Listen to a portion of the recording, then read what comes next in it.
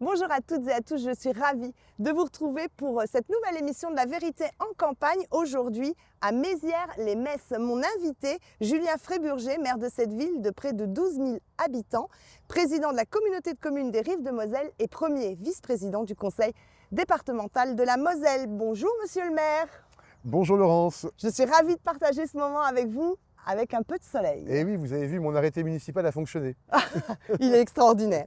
Alors, élu pour la première fois maire de Mézières en 2014, puis réélu en 2020, Julien, vous allez briguer un troisième mandat dans une commune qui, en 2026, va connaître un bel essor, avec notamment l'ouverture en fin d'année du nouvel établissement hospitalier Terre de Moselle. Cet hôpital captera plus de 800 salariés dès sa mise en fonction. Une implantation spectaculaire, on peut le dire, accompagnée d'une véritable restructuration du centre-ville. On va en reparler tout à l'heure. Comme pour tous mes invités, monsieur le maire, je vous ai proposé de choisir le lieu de cette interview. Alors, nous sommes où ici?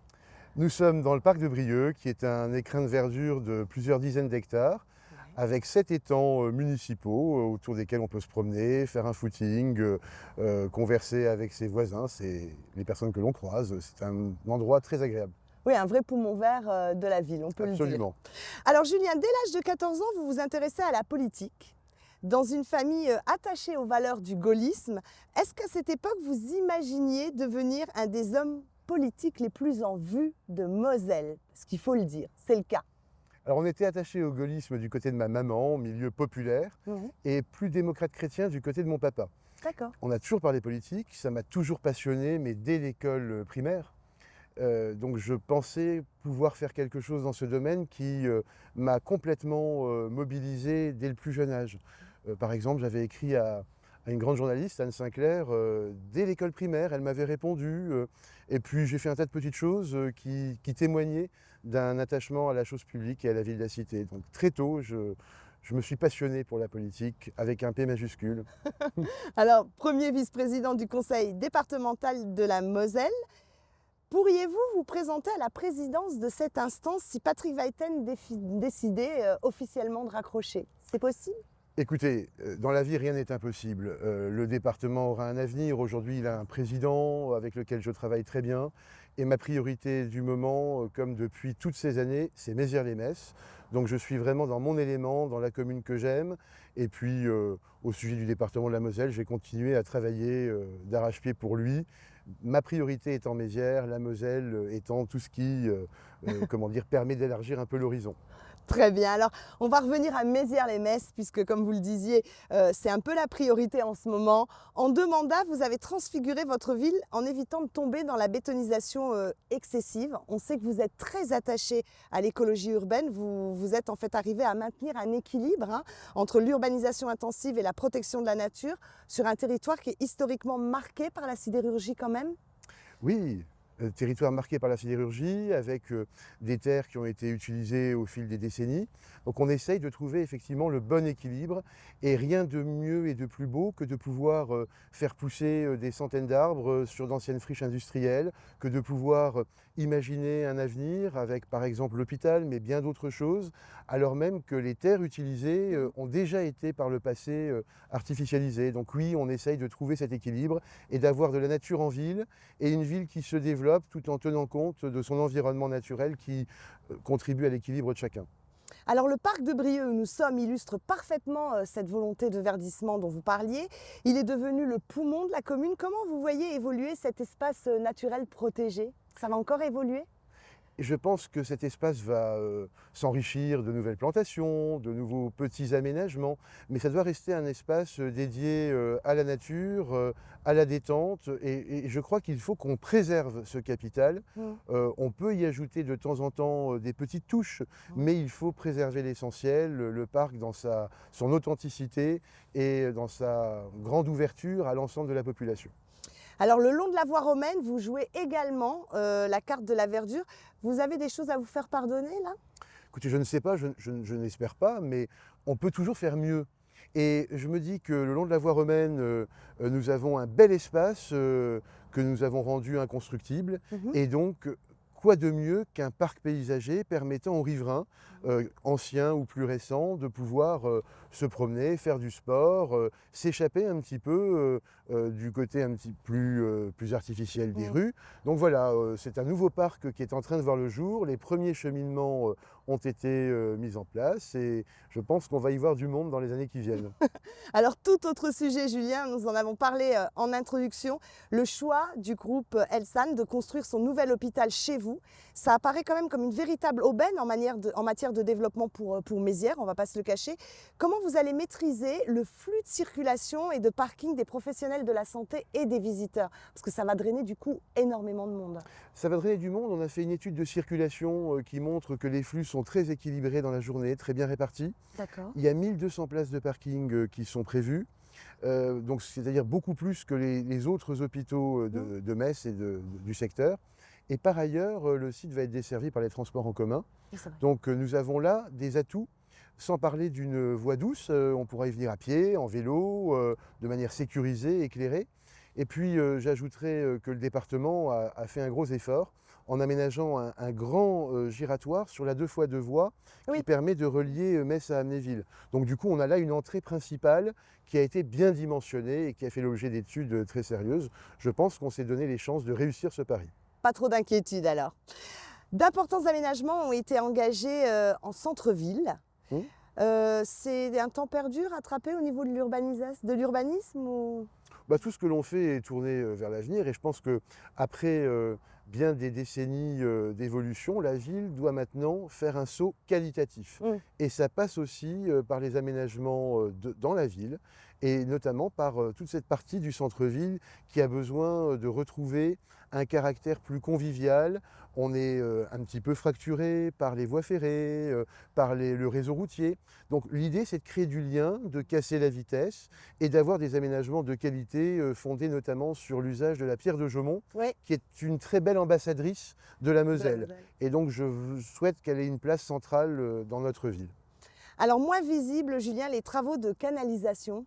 Là, le réseau d'eau de Mézières était vraiment en saturation et de moins en moins hermétique. Il y avait des gros problèmes à ce niveau-là? Par le passé, on a connu pas mal de soucis et je touche du bois. Mais depuis plusieurs années, nous n'avons plus de problème d'inondation. C'est le fruit d'énormes efforts dans différents domaines qui nous ont permis de sécuriser au maximum les réseaux. Et en ce moment, on est en train de doubler la station d'épuration de Haut-Concours qui dessert notamment Mézières, ce qui devrait permettre de définitivement consolider nos réseaux et éviter le risque auquel vous faisiez allusion. Très bien. Alors dans le même temps, vous devez gérer en fonction des perturbations météorologiques l'impact des étangs périphériques et surtout les risques d'inondation, on en parlait.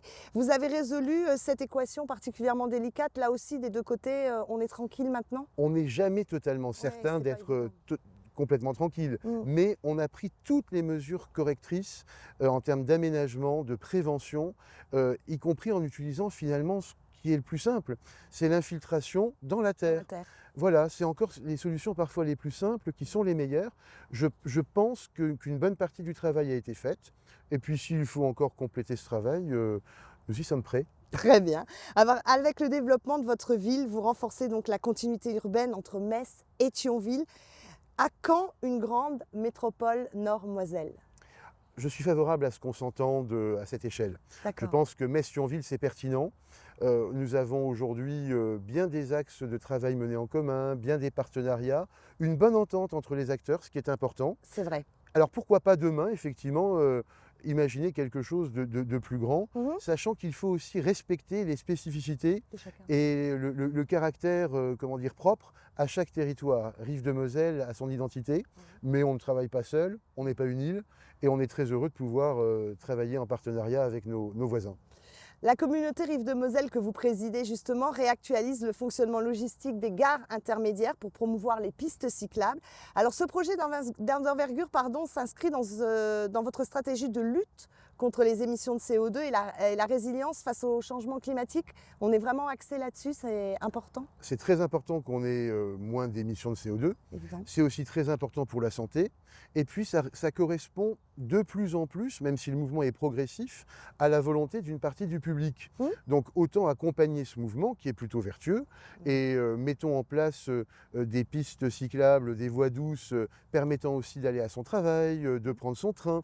Je crois que c'est quelque chose dont on a besoin Ouais. et ça permet aussi d'allier l'utile à l'agréable en étant moins consommateur d'énergie, ce qui n'est pas plus mal. Donc c'est un mouvement dans lequel on s'inscrit et que l'on renforce depuis quelque temps. Alors un mot maintenant sur la sécurité. Vous êtes confronté aux incivilités comme toutes les villes de moyenne importance. Qu'est-ce que vous mettez en œuvre, vous, pour enrayer ce phénomène qui est toujours oppressant hein, quand on entend un petit peu l'actualité, peu importe où on vit, c'est ce qui revient quand même fréquemment. De plus en plus et partout en France, on est confronté à une petite délinquance et une moyenne délinquance décomplexée. Mhm. C'est le fruit d'une forme de laxisme collectif depuis plusieurs décennies.